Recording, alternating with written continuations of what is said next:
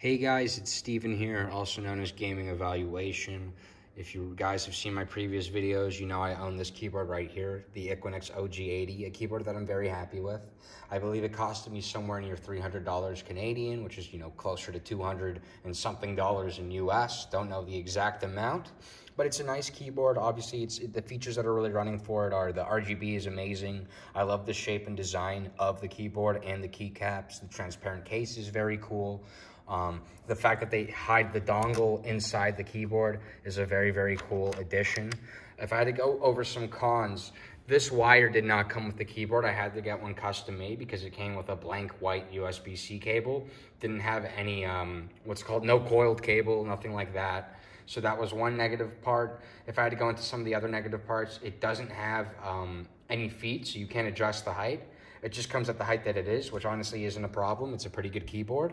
But if I want to get into the real issues I have with this keyboard, it has TTC's, the gold pink switches. They're pretty loud. They're really nice. Honestly, I really like the sound and the feel of them. My big issue is the space bar. It sounds like a flash grenade is going off in my fucking bed. So obviously not ideal. I haven't got into modding it yet. Obviously, I bought a pre-built keyboard with the hope that I wasn't going to have to do any additional modding. But the spacebar is very disappointing for a keyboard of that price. Obviously, every time I finish a word and have to click the spacebar, my ears start ringing. It's ridiculous. They should have put a little bit more effort into the spacebar, obviously. It's a pretty important part of the keyboard.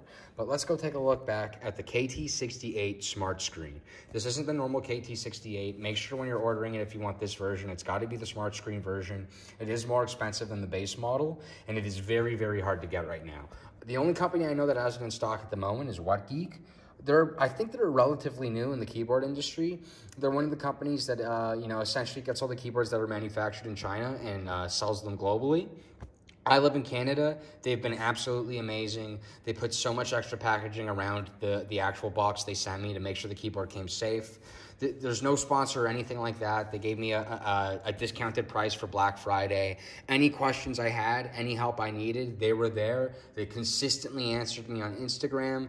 They sent the package out after 2 days of me ordering it, and I received it in less than 2 weeks, which for Canada is really good.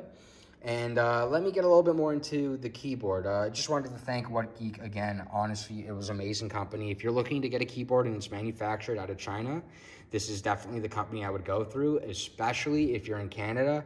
If you're looking for somebody who's going to do free shipping in Canada and get it to you at a quick and timely manner in its original condition, WhatGeek is going to be the place to go with. I'm really glad I found them, and I'm looking forward to getting more keyboards from them in the future. But let's actually get into the keyboard. So yes, KT68, I think they're called silent TTC switches. No, TTC Linear Fast is the name of the switch. They do have a white version of this exact keyboard that comes with TTC Linear Smooth and Quiet. Have never used those, don't know what they sound like. What I can tell you about the TTC Linear Fast, which is in these, is that they sound similar to the TTC Pink Gold, but they're a lot quieter. So, right, pretty loud for a keyboard. And then if you listen to this one, it's almost like the same sound, but at half the volume, which is, I work in an office. If I ever wanted to bring this into the office, obviously this would be a lot less annoying to my fellow coworkers than this keyboard would be. But this one I'd say sounds slightly more satisfying. It has a little bit more of a crisp noise to it, and I appreciate that. But the main difference between these two keyboards when it comes to size, other than the fact that this is quieter, is this keyboard has an extremely solid spacebar. Very good sound. Nice, it sounds, what's that word that all those weird kids are using? The thauky, I think, is the word that they use. It's got a very satisfying noise, a lot more satisfying than... Literally sounds like I'm punching a fucking wall. So obviously, I'm a lot more of a fan of this keyboard. And then yes, let's get into some of the programming. Now, there's a lot of confusion online about this keyboard and how to find the software to change the screen. I've changed it to this green one. Obviously, you can do rainbow RGB. I'm just not a big fan of that type of design. Just to show you, all of these are available on the program. Now, let's say you're coming here and you're looking for the software because you also have this keyboard, but you don't know where to find the software. Go to WhatGeek. This is their website. Search WhatGeek. It'll pop up on Google. go to the Smart Screen KT68, scroll all the way down. Right here, you're gonna see KT68 with Smart Screen software. You download that and you're good to go. It took me literally 10 seconds. So you can choose any of these designs. I'll throw Tetris on just to show you guys.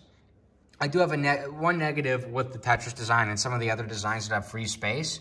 I don't know if it's some type of glitch or if it'll fix itself, but here you go. So if you take a look, I'm playing Tetris, which is cool, but all the LED, like all the bits, the squares that aren't being used in the background, glow up this faded orange color. And I don't know why, because with some it doesn't do it, but with that design it does. Like if I go to, let's go back to the rain that I was using, the green rain color. Yeah, you see, the background is black here. It looks a lot better to me than the Tetris. I hope they figure that out in the future. They get rid of the background color on some of the other designs.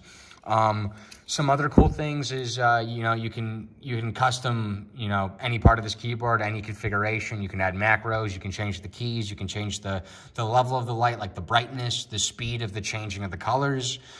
You can here's another really cool thing you can do with this keyboard is if you find, and I can't find an 8-bit GIF that's 5 pixels tall, which is the amount of pixels that this has in height. If you can find a 5-pixel GIF, that's, you know, something like 30 pixels long. I don't know exactly what this is. You're going to be able to upload the GIF onto the keyboard, which is really cool. I'm just struggling to do that right now because I literally cannot find a way to I don't know how to specifically search for a 5-bit tall GIF. If anybody knows how to do that, let me know. Write it in the comments. I would love to try and upload some GIFs on here. Maybe we could do a video on that in the future. That would be really cool. Some other features I didn't mention. Here's a button that I'm pretty sure it toggles between Google, like, you know, like it toggles between your tabs, right? So like if you have multiple tabs open and you click this, it'll bounce to another tab. It's a really weird shape. It's kind of like pillow shaped and it has a lever attached to the bottom and it makes a semi-satisfying click noise when you push down on it.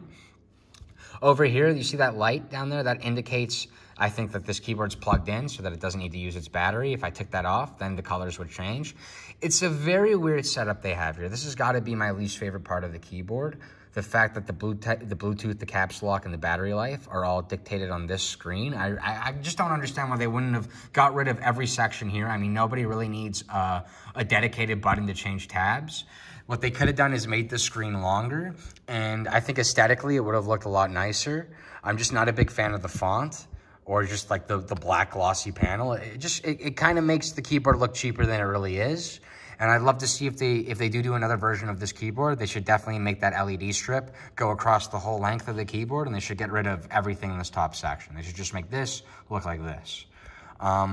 Some other added benefits to this keyboard. So it comes with its own USB-C coiled, multicolored coil. It's a pink coil with like a blue guard on it. I don't know what they call it, like a blue screen, you know?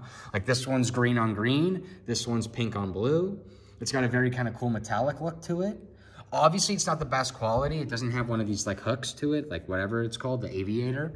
But still, the fact that they're including this in the box, a coiled USB-C cable that matches the keyboard is awesome. A lot of companies don't do that. This keyboard from Equinox costed more, and they sent me a basic cable that was just all white.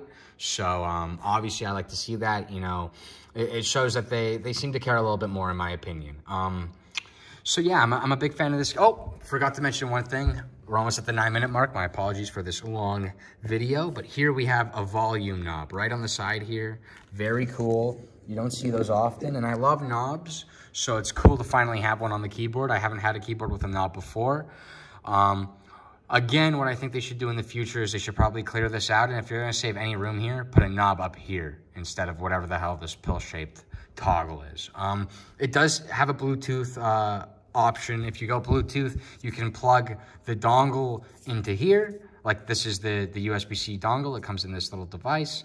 You plug it into this and then boom, you're Bluetooth. So that's basically everything with the keyboard. I'll type on it a little bit more.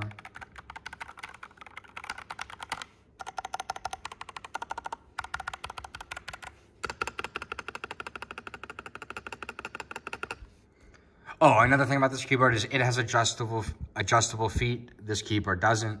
So if you want to have a option of at least 2 different heights, this keyboard's gonna be better for you. I think the keycap quality is slightly better also on the KT68 compared to the Equinox one. I'm not saying I like it more. I think this colorway is a lot cooler, but the quality of the keycaps feels better. I don't know if they're double pressed or what they are, but they just feel better on my fingers. And that's about it for this keyboard. I don't want to drag it out any longer. I'm a big fan of it.